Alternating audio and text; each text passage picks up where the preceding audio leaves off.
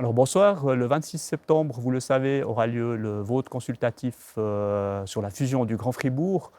Nous sommes ici pour parler du volet financier et c'est Monsieur Christian Worlet d'abord qui va introduire ce volet. Christian Worlet, vous êtes conseiller communal à Corminboeuf, vous êtes président de la commission finances de l'Assemblée constitutive du Grand Fribourg. Cette commission est arrivée à la conclusion que le taux d'impôt de la nouvelle commune oscillerait entre 72 et 75 centimes. Comment êtes-vous parvenu à cette conclusion?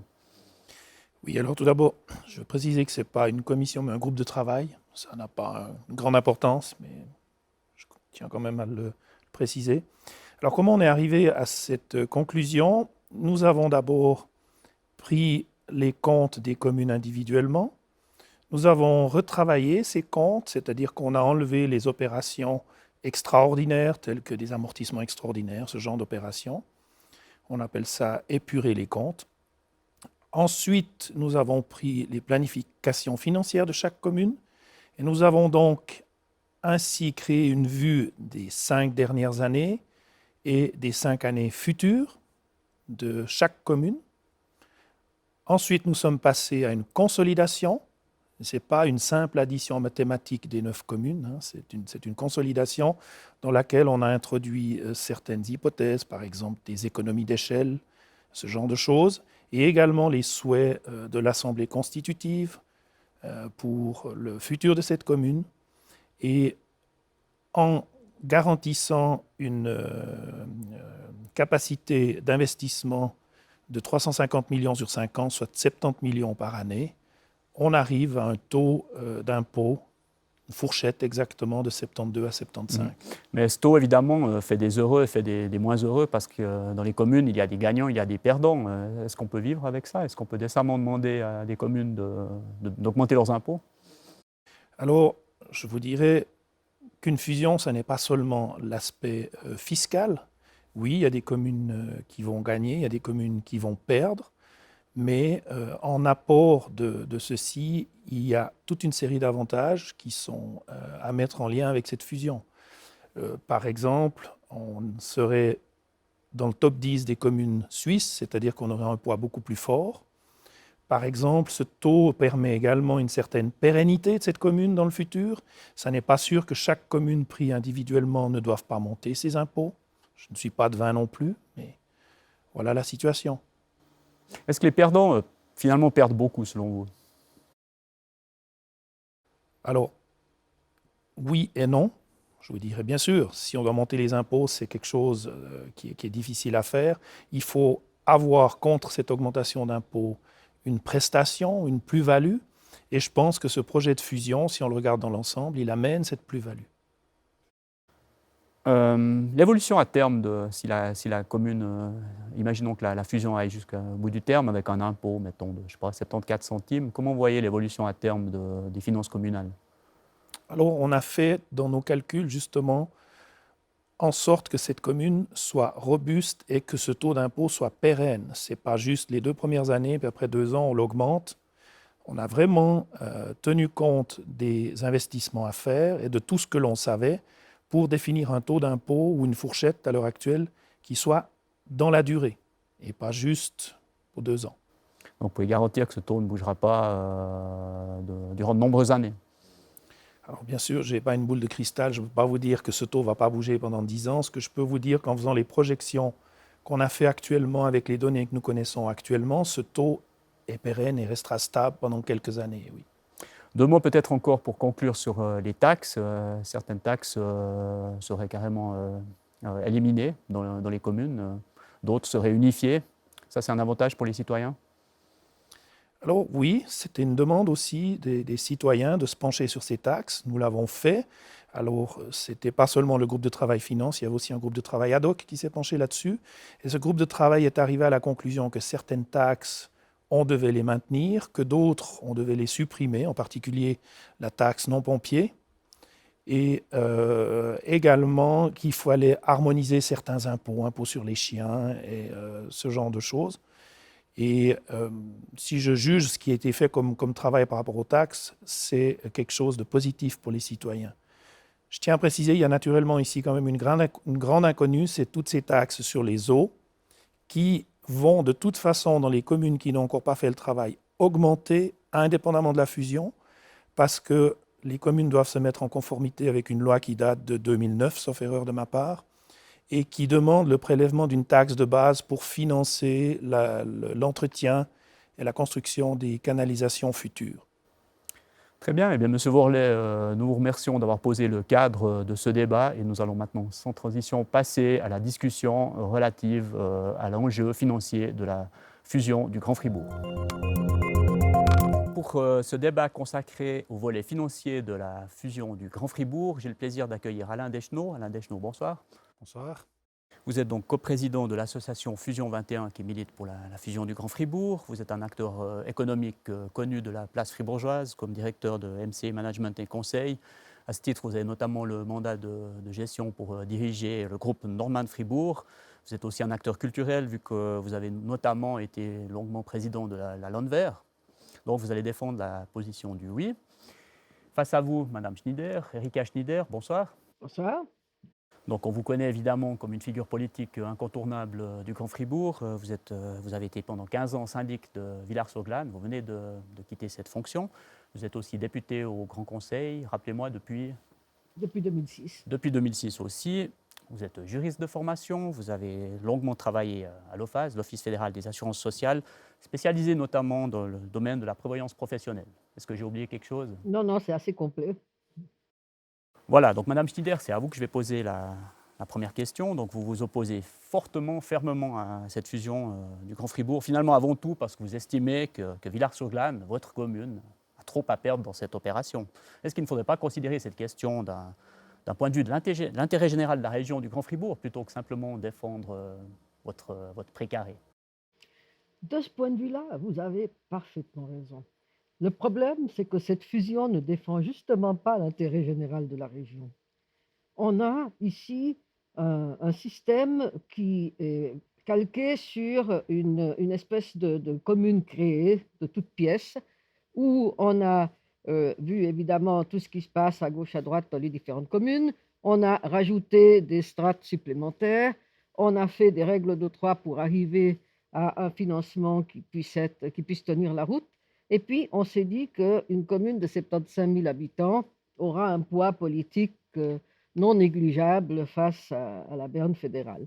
Ouais. Or, je ne suis pas du tout convaincue qu'en additionnant tout cela, en n'ayant pas mis le doigt sur certaines difficultés auxquelles va être confrontée la commune, la future commune, on arrive vraiment d'abord à lui donner un dynamisme qu'elle devrait avoir et un poids suffisant parce que Berne n'écoutera pas forcément Fribourg Voilà. davantage. Alors Le problème, Monsieur Moran, c'est que si nous, communes de la ceinture, nous devons donner quelque chose, nous attendons aussi quelque chose en retour. 350 millions d'investissements sur 5 ans, une capacité financière nettement augmentée par rapport à ce que peut faire Villars-sur-Glâne et, je sais pas, Groche-Paco, Givisiez, c'est quand même intéressant pour les citoyens.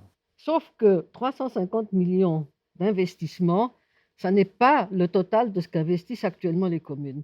Et en faisant cela, on oublie un élément capital dans la gestion d'une commune qui est la marge nette d'autofinancement. C'est plus que ce que les communes font actuellement. Oui, c'est plus que ce que les communes. Mais les communes pourraient faire plus actuellement, mais ne le font pas parce qu'elles respectent une réserve de 20 à 30 millions pour précisément garantir que cette marge nette d'autofinancement, qui, rappelons-le, pour les non-initiés, est la capacité de la commune à investir sans devoir recourir à l'emprunt, pour que celle-ci ne soit pas prétéritée. Parce que si elle tombe à zéro, ça veut dire augmentation automatique du taux d'impôt.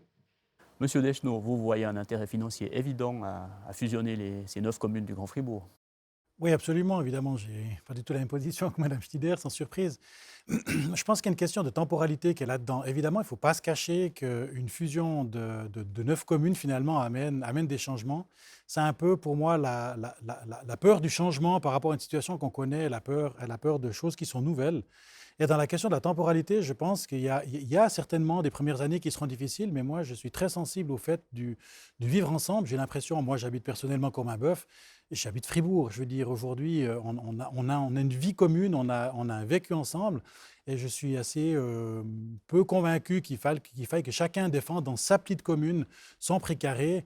Moi, je suis très content si Givisiez ou Villars-sur-Glâne fonctionne bien, même si j'habite Vieux-Courmainboeuf.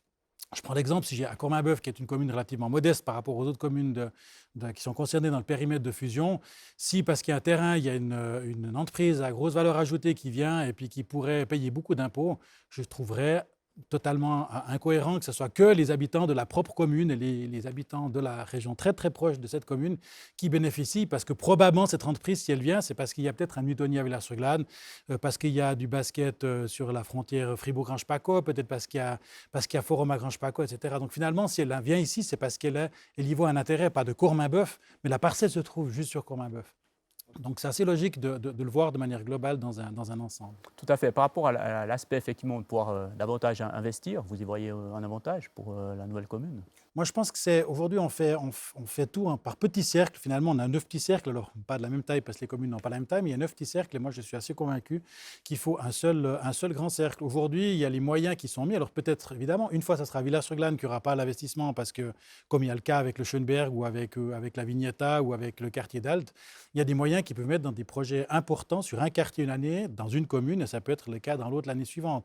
Et on peut avoir une vue d'ensemble et faire une organisation. D'ailleurs, les associations de communes qui sont obligées d'être créées pour la culture, pour le sport, pour l'économie, etc., qui était la naissance finalement de l'agglo, aujourd'hui, c'est bien la preuve que les communes en tant que telles ne peuvent pas se débrouiller. Il y a des communes qui délèguent la compétence de la gestion de leur aménagement à la ville de Fribourg déjà maintenant. C'est bien la preuve que le système actuel ne fonctionne pas. Voilà, Madame Schneider, par rapport à ça, en substance, si je résume un peu votre position, vous dites le sacrifice demandé aux communes qui sont actuellement, qui ont notamment un taux d'impôt favorable, est trop lourd. Villars-sur-Glâne, on le sait, avec son taux de 63,9, 64% et de 69% aussi pour les personnes morales, car vous aviez dû le relever il y a quelques temps. Finalement, ce taux, vous le savez bien, il n'est pas tenable pour Villars-sur-Glâne. Vous savez bien que même sans la fusion, Villars-sur-Glâne devra de toute façon augmenter son taux d'impôt. Donc finalement, ça change quoi? Pourquoi de toute façon?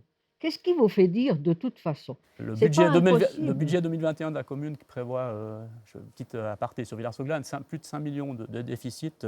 J'avais fait un petit calcul en son temps qui disait que c'est comme si l'État de Fribourg présentait un budget avec un déficit de 256 millions. C'est difficilement jouable tout seul. Écoutez, vous savez très bien que les budgets sont une chose et les comptes en sont une autre.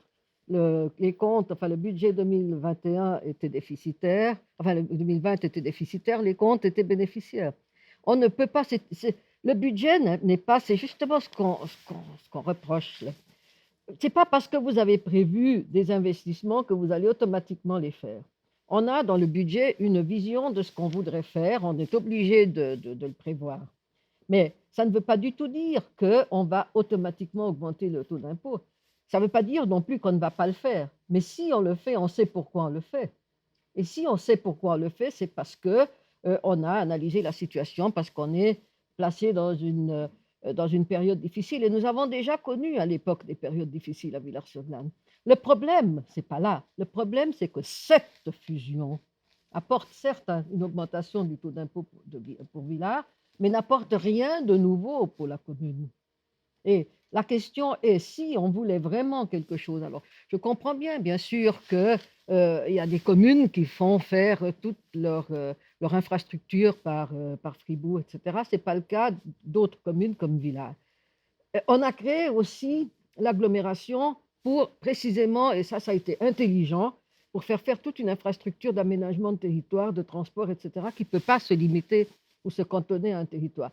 Qu'est-ce qu'on a réussi à faire? Eh bien, on va nous démolir l'agglomération pour la remplacer par une fusion de communes pour des prétextes fallacieux qui sont au fait le seul moyen de justifier la fusion. Voilà. Et c'est ça qui, moi, me gêne beaucoup, vous voyez. Par rapport à l'argument de M. Deschenaux, Oui. il prenait l'exemple une entreprise qui s'installe et qui permettrait à la commune de profiter. Tout le monde sait que Villars-sur-Glâne profite beaucoup de la présence du groupe Richemont sur son territoire. C'est ce qui sans doute enfin pas sans doute, c'est ce qui lui permet de mettre un taux d'impôt préférentiel notamment par rapport à Fribourg. M. Deschenaux disait, mais finalement, ce serait logique que cette entreprise n'est pas seulement là pour les beaux yeux d'une commune, c'est logique de redistribuer un peu à la région. Alors, distribution, devant vous parler particulièrement, vous qui êtes socialiste. Oui, certes, mais là, je veux faire 3 remarques. La première, c'est que c'est le système fiscal qui est comme ça, c'est pas Villars qui l'a choisi. La deuxième, c'est que la commune a quand même dû consentir des efforts pour attirer les entreprises sur son territoire. Il ne faut pas s'imaginer qu'on se contente de ramasser des rentrées fiscales, mais on doit aussi, faire tout ce qui est collatéral, c'est-à-dire, il faut faire une qualité de vie qui tienne la route. Il faut qu'on développe les infrastructures culturelles, sociales, les écoles, les accueils extrascolaires et tout ça, même tout ce qui est centre de loisirs et tous ces trucs-là. Et enfin, dernière chose, vous savez très bien comme moi que ça n'est jamais un gage de garantie de réussite parce que les entreprises, précisément, elles n'ont pas une stabilité dans leur rentrée fiscale et il y a des années où vous avez des entreprises qui payent énormément d'impôts, puis d'autres années où ça, payent très bien, très peu. Et c'est là le gros danger lorsqu'on est dépendant fiscalement des rentrées des personnes morales, c'est qu'on n'a jamais la garantie qu'on arrive à garantir notre. Précisément, J'aimerais juste revenir là-dessus parce que la question, parce qu'on parle d'économie finalement ici, et c'est justement ça qui est important dans la commune fusionnée, c'est justement, en termes économiques, on appelle ça la volatilité. Aujourd'hui, la fusion de 9 communes permet de diminuer l'impact d'une seule entreprise ou d'un seul gros contribuable dans une petite commune. On l'a vu dans des exemples qui sortent du périmètre, dans le canton et ailleurs, où finalement il y a une commune très petite qui bénéficie d'une personne relativement aisée qui paye beaucoup d'impôts, et puis quand elle part, elle est dans une situation difficile, voire elle a fait des retours d'impôts sur l'assurance maladie, et tout à coup la commune se trouve dans une situation difficile à devoir quémander chez son voisin. Et aujourd'hui, je pense, on regarde la différence peut-être avec les gens qui sont opposés à la fusion, et ce que moi je regarde, c'est probablement, encore une fois, la temporalité. À court terme, peut-être que Villars-sur-Glâne pourra garder son taux d'impôt plus bas, peut-être qu'elle pourra le garder plus longtemps, peut-être qu'elle devra le changer rapidement parce qu'il y a des conséquences qui sont sur moins de personnes.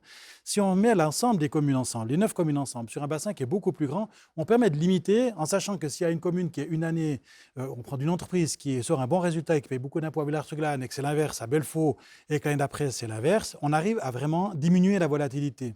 Donc je trouve totalement incohérent que des communes doivent avoir peur d'une augmentation ou se réjouir d'une baisse d'impôts à très court terme. Moi, je préfère avoir une région qui dit que le taux d'impôt il reste plus ou moins relativement stable parce que la masse est suffisante pour éviter justement ces effets de yo-yo, ces effets de crainte, comme Mme Stider l'a dit en disant sur une entreprise. On parle de la Villars-sur-Glâne, ça a souvent été critiqué à cause de critiquer la situation avec le poids de l'impôt des personnes morales sur Villars-sur-Glâne. Mais c'est le cas des autres aussi, ou ça peut le devenir demain. Moi, je regarde simplement dans le Grand Fribourg. Moi, j'ai grandi à Belfaux. Belfaux touchait à peine Courmaybeuf, était très loin. On avait vraiment c'était assez normal d'avoir ces cercles qui étaient finalement autour des villages, parce qu'il y avait un vrai centre avec une vraie activité. Aujourd'hui, il y a tout qui est tellement collé que pour moi, qui habite Courmaybeuf, le centre de Courmaybeuf, c'est presque Fribourg. C'est le centre-ville, parce qu'aujourd'hui, on est tellement tout collé et imbriqués les uns les autres, non seulement dans les institutions, non seulement dans les impôts. Moi, je suis administrateur d'une société qui vient de déménager de Belfaux, qui a mis son siège social à Givisiez et qui est dans le bâtiment à côté pour son dépôt, qui est sur la commune de Courmaybeuf. Donc, je veux dire, on doit passer chez le notaire pour faire des changements, il y a déjà un changement d'adresse, donc c'est très compliqué finalement, mais on est dans la même région, on a juste déménagé de quelques centaines de mètres. Donc, c'est assez logique d'avoir finalement un cercle qui est beaucoup plus grand, avec un partage des valeurs de l'ensemble de ses contribuables et de ses habitants. Moi, je n'ai pas l'impression que l'habitant de Courmaybeuf ou de Villars-sur-Glâne, c'est des opposés, quoi. On habite le même cercle et le même environnement.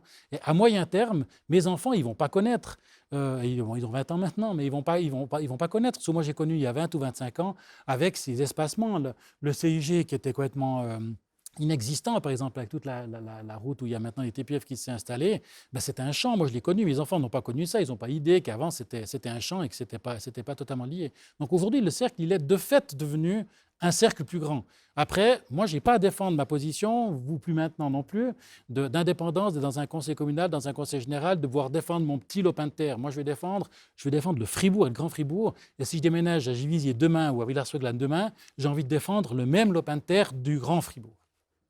C'est vrai ça finalement, Madame Schneider, une seule commune, ça permettrait d'éviter cette dépendance aux personnes morales que vous soulignez.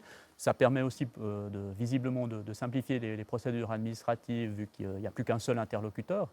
Alors autant faire une seule commune de tout le canton finalement. Et puis là, vous aurez résolu tous les problèmes parce que vous n'avez pas que le problème de la localité, vous avez aussi les problèmes des entreprises qui ont des dépôts ailleurs que dans le Grand Fribourg. Donc pour moi, ça, c'est un faux problème. Ensuite, Disons, la réalité de la Broye, de la Gruyère et du Grand Fribourg n'est pas forcément toujours la même quand même, mais c'est un autre débat. Mais par rapport oui, à cette facilité la vie aux entreprises, vous mais pensez que ce n'est pas écoutez, important? si la fusion doit se résumer à faciliter la vie des entreprises, alors autant le dire et ça se saurait. Et puis là, alors on sait pourquoi on vote. Mais c'est pas ça qui nous est vendu finalement. Il ne faut pas oublier que euh, vous êtes dans un système fédéraliste. Et dans un système fédéraliste, il y a quand même des inconvénients. On l'a vu notamment avec la crise du Covid.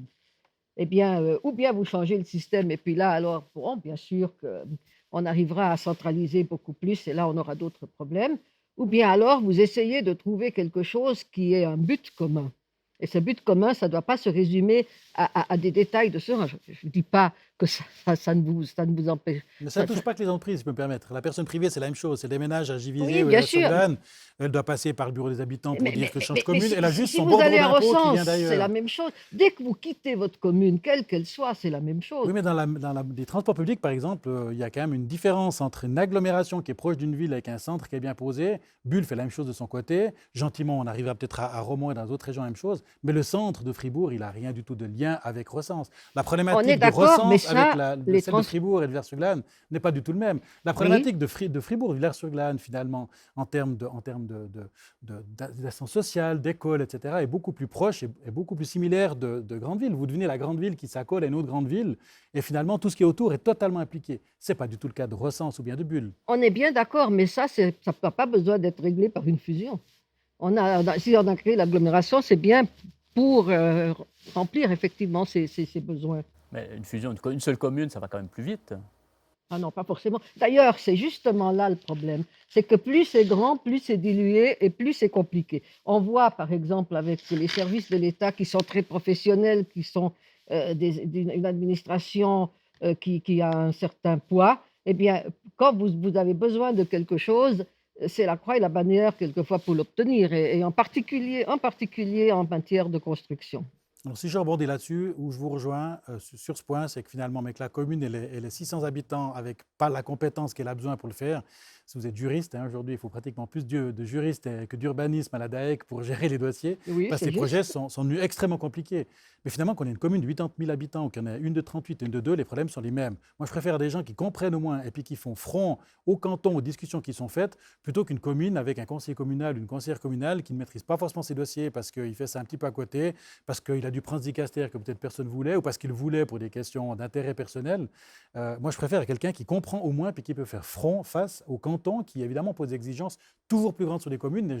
Je rejoins ce que vous dites sur les communes, c'est une difficulté pour les communes de gérer, notamment sur l'aménagement du territoire, que ce soit pour la construction, pour les entreprises ou pour les privés. Parce que vous pensez que si vous élisez un conseil communal de professionnels, ils comprendront davantage? Ce n'est pas le conseil professionnel, c'est qu'il y aura beaucoup plus de chefs de service qui feront beaucoup plus front, qui auront les mêmes formations face à des gens du canton et ils pourront faire front avec. Mais On alors aura le pourquoi même ça ne problème marche parce que pas le dans le conseil fédéral ou canton? le conseil d'État, c'est la même chose. On a des gens qui ne sont pas dans Oui. leur domaine d'activité. Mais ça, c'est le rôle politique. En dessous, vous avez une commune qui est relativement plus importante, en tout cas que d'autres, mais il y a beaucoup de communes qui n'ont pas du tout les compétences dans chacun des dicastères, ils s'en plaignent, parce que ça devient Absolument. toujours plus compliqué. Alors, pourquoi est-ce qu'on a besoin de transmettre à d'autres? Pourquoi est-ce qu'on a besoin de Villars-sur-Glâne d'avoir des responsables techniques, alors qu'elle est même à Fribourg, qu'il n'y en a peut-être pas dans les autres communes, d'avoir finalement quelqu'un qui défend pour le Grand Fribourg les problèmes d'aménagement et de mobilité, qui sont des vraies problématiques. Alors, c'est un autre débat, Là, un c'est autre l'agglo sujet. qui fait ça déjà. Si on en revient au problème financier, Madame Schneider parle du fédéralisme finalement, la tradition fédéraliste suisse, et puis effectivement, il existe dans le fédéralisme une concurrence fiscale, les cantons, les communes jouent de cette concurrence fiscale. Est-ce que finalement ça ne sert pas les intérêts de l'économie, M. Deschamps? Oui, parce que c'est une concurrence qui existe. La vraie question, c'est la concurrence, on la fait avec qui? Moi, ça m'afflige de voir qu'on est en train de mettre en concurrence Villars-sur-Glâne, Fribourg et Givisiez, alors que finalement, on se met tous ensemble dans l'agglo pour justement montrer qu'on a une vie commune et qu'on doit se défendre ensemble. Moi, j'ai envie de me battre contre Lausanne et Berne. J'ai envie, alors pas parce qu'on est grand, parce qu'on est le 10e, mais surtout parce qu'on a nos ennemis, pour les gens peut-être qui sont opposés, c'est Fribourg ou c'est Belfaux. Moi, mon opposant, c'est plutôt l'extérieur. C'est des gens, on doit attirer des gens ici. Et si on attire des gens, que ce soit des entreprises, évidemment, on parle d'économie, donc je parle d'entreprise, mais on peut parler aussi plutôt la partie privée. Finalement, s'ils viennent ici, moi qui s'installe à Villars-sur-Glâne, à Givisiez ou à Villars-sur-Glâne ou à Belfaux, c'est égal. Je veux qu'ils viennent à Fribourg et qu'on doit attirer par attrait, par l'intérêt, par le vivre ensemble, par le fait que j'ai envie que moi, habitant Courmain-Boeuf, j'ai quand même un mot à dire. Si une fois il y a une votation sur ce qui est autour de la cathédrale en aménagement, sur la place d'Agar, Aujourd'hui, c'est les gens de Fribourg qui vont décider ce que moi j'estime être mon centre. Moi, j'ai envie que si un jour il y a une votation sur un crédit d'investissement qui se fait sur la gare, j'ai envie, moi, habitant de Villars-sur-Glâne, de pouvoir dire je suis pour ou je suis contre, comme ceux de Villars-sur-Glâne et comme ceux de Grange-Paco. C'est ça en fait l'idée. C'est vraiment mon centre à moi. La différence avec les gens qui sont contre, leur centre à eux, c'est leur centre de leur petite commune. Moi, mon centre, c'est Fribourg. Et j'ai envie de pouvoir participer à la vie de ce qui se passe à Fribourg. Alors, de manière démocratique, évidemment, mais j'estime que les gens de Villars-sur-Glâne ont un mot à dire à ce qui se passe sur la ville de Fribourg. Et que finalement, selon vous, les finances, c'est un moyen parmi d'autres pour parvenir à ce but, quoi. Bien sûr, bien sûr. Madame Schneider, ça ne vous parle pas, ça? Non. Enfin non, c'est-à-dire que les finances, oui, c'est vrai que plus vous êtes gros, vous lissez les problèmes, mais vous ne les supprimez pas, vous en Ah créez non, d'autres c'est aussi. clair qu'il y a toujours des problèmes qui vont rester. Ce n'est pas une boîte magique, la C'est fusion, pas une hein. boîte magique, la Ça, on fusion. n'a Et jamais puis, prétendu que c'était une boîte magique. oui, et puis ce type de fusion, en plus de ça, où on n'a pas vraiment pris la peine d'écouter, de voir, où on a créé, si vous voulez, quelque chose de grandiose, on a fait Mais miroiter. c'est la loi cantonale qui a demandé ça.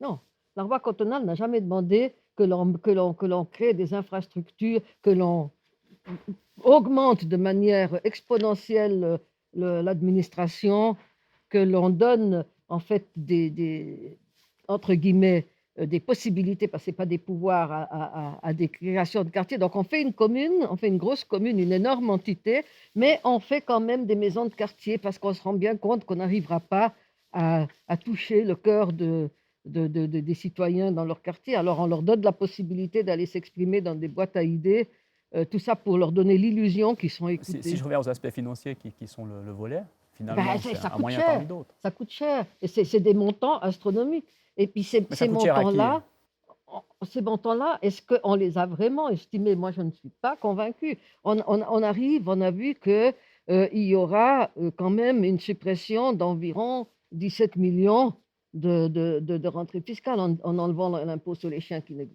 enfin, en diminuant l'impôt sur les chiens qui est bas à Villars, en enlevant la taxe pompier qui n'existe pas à Villars. Enfin, ces choses-là, il faudra à un certain moment, il faudra les payer.